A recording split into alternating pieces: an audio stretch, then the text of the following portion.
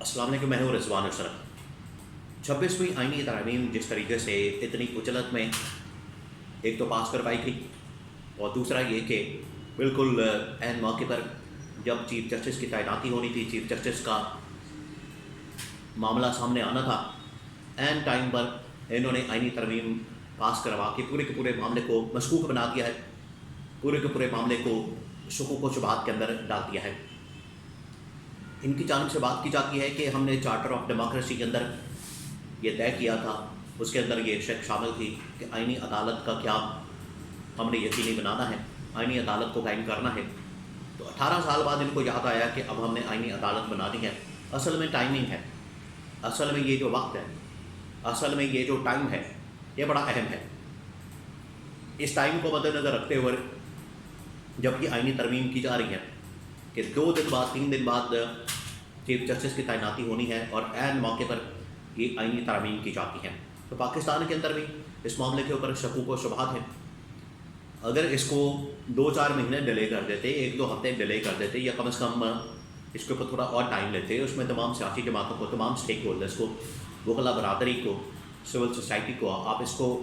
On board لیتے، تو آپ یہ آئینی ترامیم کر سکتے تھے، آگے بھی کیے جا سکتے تھے۔ لیکن انہوں نے اس موقع کے اوپر، اس ٹائم کے اوپر کیا کیونکہ چیف جسٹس کی اپنی مرضی کا لانا چاہتے تھے۔ تو اس کی وجہ سے نہ صرف پاکستان کے اندر سے تنقید کا سامنا کرنا پڑا ہے اس حکومت کو، اور آئینی ترامیم کے پروسیس کو، اور آئینی ترامیم کے اس پورے عمل کو۔ اس کے اوپر کسی کو شک نہیں ہے کہ پارلیمنٹ جو ہے آئین سازی کر سکتی ہے، قانون سازی کر سکتی ہے، اس میں کسی کو شک نہیں ہے۔ آئین سازی کرنا اس کا حق ہے، آئین سازی کرنا اس کا اختیار ہے، آئین سازی کرنا اس کے پاس اتھارٹی ہے، یہ اس کا رائٹ ہے۔ لیکن جس طریقے سے کی گئی ہے اور جس ٹائم کے اوپر کی گئی ہے، اصل مسئلہ اس کے اندر موجود ہے۔ جب حکومت کو اپنی سروائیول کا مسئلہ پڑ گیا ہے، حکومت کو نظر آ رہا ہے کہ اس حکومت کو خطرات لاحق ہو گئے ہیں، حکومت کو نظر آ رہا ہے کہ حکومت فارغ ہو سکتی ہے، الیکشن آڈٹ ہو سکتا ہے، الیکشن پورا کا پورا فارغ ہو جائے گا، تب جا کے انہوں نے اپنی مرضی کا امپائر لانے کی یہ آئینی ترمیم کر کے پوری ایک کوشش کی ہے۔ تو نہ صرف پاکستان سے اس کے اوپر رد عمل آ رہا ہے، بلکہ عالمی طاقتوں کی جانب سے بھی، عالمی میڈیا کی جانب سے بھی اس کے اوپر شدید ترین رد عمل آ رہا ہے، اور اس کے اوپر تنقید کی جا رہی ہے۔ اور اس میں جو عمران خان کا موقف ہے، پی ٹی آئی کا جو موقف ہے، اس کی حمایت کی جا رہی ہے، جسٹس منصور علی شاہ کی حمایت کی جا رہی ہے، اور قاضی فائز عیسیٰ کے اوپر شدید ترین تنقید کی جا رہی ہے۔ اس میں کون کون سی عالمی طاقتیں موجود ہیں، عالمی طاقتوں کی جانب سے کیا پیغام دیا گیا ہے، اور اس سے پاکستان کے اندر کون سا ایک نیا بحران پیدا ہونے والا ہے، نیا بحران پیدا ہونے والا ہے۔ یہ 2-3 اہم ترین معاملات ہیں، اس کے بارے میں بڑی اہم ترین خبریں اور انفارمیشن میرے پاس موجود ہے، وہ میں آپ کے ساتھ شیئر کرتا ہوں۔ دیکھیں، سب سے پہلے تو قاضی فائز عیسیٰ کون سی لیگیسی چھوڑ کر جا رہی ہیں، تاریخ کے اندر ان کا نام کیسے یاد رکھا جائے گا، یہ بڑا اہم ترین سوال ہے۔ قاضی فائز عیسیٰ آنے والے دنوں کے اندر بھی اگر یہ معاملات ٹھیک کرتے ہیں، سہولت کاری بند کر دیتے، آخری وقت تک قاضی فائز عیسیٰ کی جانب سے سہولت کاری کی گئی اس حکومت کے لیے، اور آخری جو سہولت کاری کا معاملہ اٹھایا گیا وہ اٹھایا گیا تھا 63A کا۔ اگر یہ 63A کا راستہ نہ کھلتے، آئینی ترمیم کسی صورت پاس نہیں ہو سکتی تھی۔ انہوں نے، قاضی فائز عیسیٰ نے 63A کا کیس ریورس کیا، فیصلہ ریورس کیا، اور جو بھی لوٹا ہوتا ہے، ہارس ٹریڈنگ کا، لوٹا کریسی کا، انہوں نے ایک راستہ کھولا، اور جو بھی لوٹا ہوگا اس کا ووٹ کاؤنٹ کر لیا جائے گا، اس کے بعد اس کو ڈسکوالیفائی کیا جائے گا۔ تو یہ جو قاضی فائز عیسیٰ نے جاتے جاتے سہولت کاری کی، حکومت وقت کی، گورنمنٹ کی، شریف خاندان کی، سرکاری خاندان کی، یہ قاضی فائز عیسیٰ کا نام جو ہے وہ کالے حروف کے اندر لکھا جائے گا۔ اور آج تک مثال دی جاتی تھی، جب بھی کوئی عدالت کے اندر غلط فیصلہ آتا تھا، عدالت کے اندر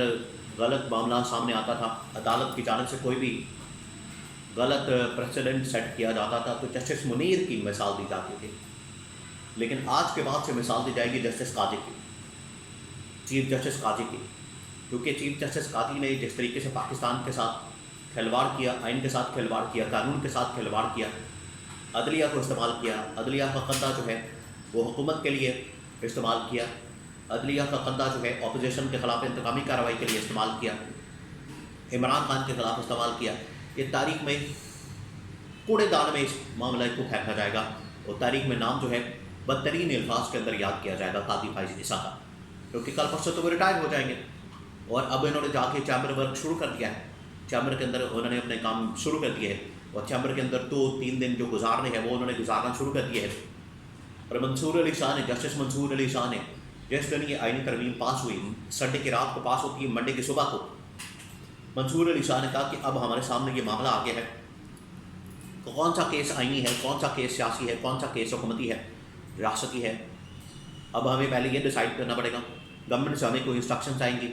ہم صبح بیٹھیں گے، شام تک بیٹھے رہیں گے، گورنمنٹ کی طرف سے انسٹرکشنز آئیں گی، پھر بینچ بنے گا، پھر ججز نامینیٹ ہوں گے، پھر آئینی معاملات کا تعین کیا جائے گا، پھر یہ کیس کی سماعت شروع کی جائے گی۔ تو آپ اندازہ کریں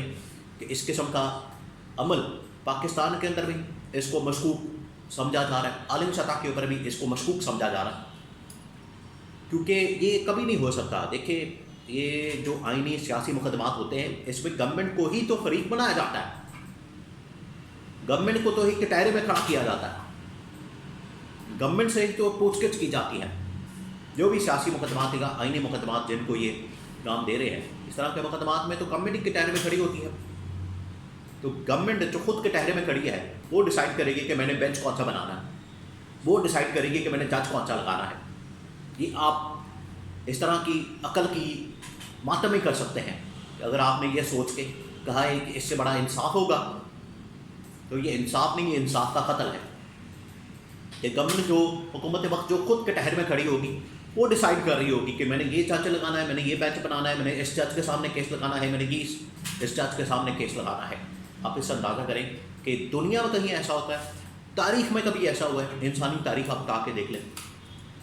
لیکن کیونکہ یہ شریف خاندان، زرداری خاندان، ان کے دماغوں کے اندر فطور ہوتا ہے اپنی مرضی کے امپائر بٹھانا، اپنی مرضی کے امپائر لانا، کہ اسی وجہ سے یہ سارے کام کرتے ہیں۔ تو اب قاضی فائز عیسیٰ تو کم از کم تاریخ کے اندر تو ایک بدترین کردار کے طور پر جانے چاہیے۔ اب پاکستان کے اندر بھی اس کے اوپر شدید تنقید کی جا رہی ہے، عالمی سطح کے اوپر بھی دنیا کی تمام کے تمام بڑے نیوز چینلز، اخبارات، عالمی طاقتوں کی جانب سے اس کے اوپر ریاکشن آیا اور انہوں نے ان ترامیم کو غیر آئینی، غیر قانونی، غیر شفاف قرار دیا ہے کہ یہ جو حربہ ادکنڈا استعمال کیا گیا ہے اور جس طریقے سے یہ پاس کی گئی ہیں اس کے اوپر جو ہے شکوک و شبہات کا اظہار کیا گیا اور عمران خان کی اور جسٹس منصور علی شاہ کے موقف کی تائید کی گئی ہے۔ اس سے یہ بھی ثابت ہوتا ہے کہ پاکستان کے اندر بھی اور عالمی طاقتیں بھی ان آئینی ترامیم کو ایکسیپٹ کرنے کو تیار نہیں ہیں، لیکن حکومت ڈھٹائی کے ساتھ، ڈھیٹ پن کے ساتھ اور جہالت کے ساتھ اس معاملے کے اوپر اڑی ہوئی ہے، لیکن آخر کار ان کو بعد میں اس کی سمجھ آئے۔